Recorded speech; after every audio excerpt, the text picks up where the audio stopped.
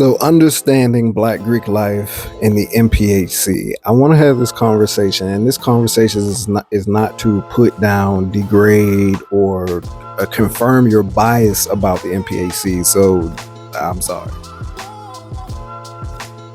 But this also is not about excusing the MPHC and the Divine Nine. And full disclosure, I am a member of Omega Psi Phi Fraternity Incorporated. So yes, I am a part of the D9, the MPHC. My purpose is to give a true snapshot of the MPHC and Black fraternities and sororities. And I thoroughly understand that there will be some bad actors who are going to believe what you believe. That's fine. You can do what you want to do. And unfortunately, we often denigrate the things that we don't agree with, especially if it's our own. So once again, I do understand that some people are going to believe what they believe, but I just ask, do that somewhere else. Allow this conversation to be honest, pure, and between the people who actually want to have it. And taking full accountability, the MPHC has done and is doing a lot of work for the community, but we need to do even more work on ourselves. But when it comes to the community as a whole, the issue is the family is feuding. And like Jay-Z said, nobody wins when the family feud. And there's some fractures in our community where you have the Black church attacking the MPHC and the MPHC self-deprecating and not addressing our own issues. So these are the things that I want to talk about. And I believe that this is another time where the principle of Sankofa can help us, where we can reach back to our past to improve our future. So I want to reference Dr. King's last book that he wrote in 1967, Where Do We Go From Here Now? Chaos or Community. See, this is the Dr. King that they didn't like. This is the Dr. King that wanted his check. This is the Dr. King that said, and I quote, "The Black church is too focused on heavenly rewards, leading to acceptance of earthly evils, while others lack the resources or shifted inward rather than addressing the urban political needs." And while having these conversations, my goal is to offer some sort of value. So if you don't get anything else from this, if you don't even agree, and that's fine, get this book. Where Do We Go From Here Now? Chaos or Community. This is Martin Luther King's last book. Now, he also spoke about fraternities and sororities. And what he said was, fraternities and sororities are too focused on social niceties and internal concerns, rather than becoming radical engines for liberation. Now, it's interesting because Martin Luther King, Dr. King, was part of not one, but two organizations, two Black fraternities. So you have to ask yourself, as a member of two Black fraternities, why would he say that? So Dr. King said that because he recognized the organizations, the Black church, fraternities and sororities, as two of the four institutions that can liberate Black America. He said, these structures can serve as a powerful united basis for a united front. So what does this have to do with today's culture and the truth about the MPHC? So ask yourself, if these are our institutions and they're supposed to liberate Black America and they're supposed to uplift our communities, would it not be beneficial if they were at odds? Would it not be beneficial if two of the four organizations that are meant to liberate our community or any other community, wouldn't it be beneficial to somebody who has the goal to not liberate that community, or somebody who advocates on not liberating that community? Wouldn't it be beneficial if two of their organizations were against each other? So let's go back to the 1900s, the early 1900s, where there's not a lot of Black people attending higher education. There's not a lot of Black people in school, going to colleges and universities as we know it today. So this is still a rare occurrence to be a Black scholar in an institution, right? So would it not stand to reason that naturally, we had to stick together?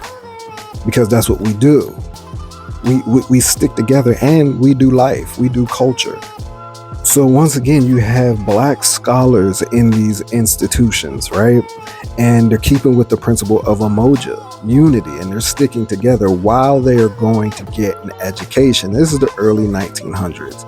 And I want to underscore the emphasis on getting an education, because in this environment, not just black scholars, all scholars were learning what they call the classics. The classics is Greek, Latin, this type of literature, these type of words. And it was popular to use these things because this was the degree of education. Believe it or not, our culture was actually cool. Believe it or not, the complexion in our nation and the emphasis on education was actually cool. It was a status symbol if you knew these things. It was a status symbol that you were getting an education, could afford an education, or even just found a way to get an education. It was a status symbol. So already, to understand the MPAC and the Divine Nine, black fraternities and sororities, is to have to understand black history. These are our historical organizations, and we all have to understand that. So if these people are going to universities and colleges and they're learning the classics, they're engaging in what the status symbols and the taste making that was technically high society, because education is still rare, then it stands to reason these will be the things that they learn. And these are the things that they use to create these organizations. So when people ask, why do historically black Greek letter fraternities and sororities use Greek letters? Well, it's just the tale of the time. This is what scholars was learning at this time in history. And in fact, you and I use Greek words and terminology every day. You have to understand that the classics formed Western societies. Coming from Eastern societies, the classics formed the foundation for Western societies here. So when we look at some of the words, it's auto, meaning self, like automatic. It's bio, meaning life, like biology. It's geo, meaning earth, like geography. It's graph and gram, meaning write, as in things that is written. It's hyder, like water, like hydrant. It's logos and logi, like word or study. It's micro, like small, like microscope. It's phone, like, which is the sound of your voice, like the telephone. It's photo and phos, like light and photograph and phosphorus. Like, this is what education can do for you. It can enhance your understanding of the world. This is what education is for. And more importantly, it protects culture. It protects culture and community. Learning more to do more protects culture and community. Now think about it. If you get a community to believe that education is evil or demonic, then you can get a community to throw stones at the organizations that are working and advocating for their benefits. Think about it. Let's remember that 54% of U.S. adults read at a 6th grade level. So currently, a lot of our own nation is not understanding what they read. It's not understanding what information is being conveyed to them. The ability to make an inference is being lost. And unfortunately, at the very same time, our history, the black community's history, is being altered, changed, and erased. Mind you, Malcolm said education is the passport to the future. For tomorrow belongs to those who prepare for it today. El-Hajj Malik al-Shabazz said that. So you have these black scholars living in this time period, this tumultuous time, learning, being educated, and they're still doing what we do. We do culture. It's our expression of life. The good times, the bad times, this is what we do. I believe it's just like what Toni Morrison said when she said, "This is precisely the time when artists go to work. There is no time for despair. There is no place for self-pity. There is no need for silence, no room for fear. We speak, we write, we do language. This is how civilizations heal." Really take time to look at each organization's founders. They're the first ever this, the most that. They defied racial barriers. They defied economic barriers. They were geniuses, literal geniuses being taken all over the world. The reason why women of today can even get IVF is because of the work of Dr. Ernest Everett Just. is because of the work of a black man. These are people, these are architects of not only just black culture, but the world that we live in today, their contributions. And I just can't help but to think that it's beneficial to denigrate that legacy.